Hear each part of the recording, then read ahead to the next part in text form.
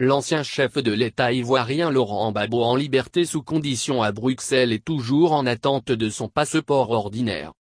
Laurent Gbagbo avait fait une demande de passeport ordinaire pour regagner la Côte d'Ivoire, son pays et ce, après la décision de la Cour pénale internationale, CPI, qui a levé certaines restrictions de l'ex-président ivoirien.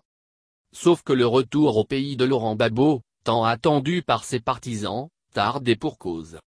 Les autorités ivoiriennes avaient à la suite d'un conseil des ministres affirmé par la voix du ministre Sidi Touré que la demande de passeport de l'ancien président ivoirien était en cours de traitement.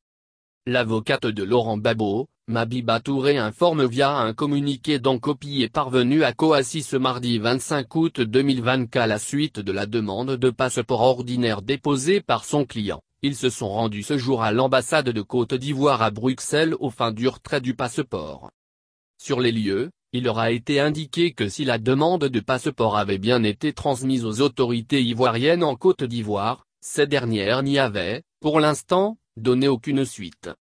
Nous avons donc le regret de constater que M. Alassane Ouattara refuse de faire délivrer un passeport ordinaire au président Laurent Gbagbo dans le seul but de l'empêcher de rentrer en Côte d'Ivoire, et cela à des fins électoralistes, révèle Mabiba Touré dans son communiqué.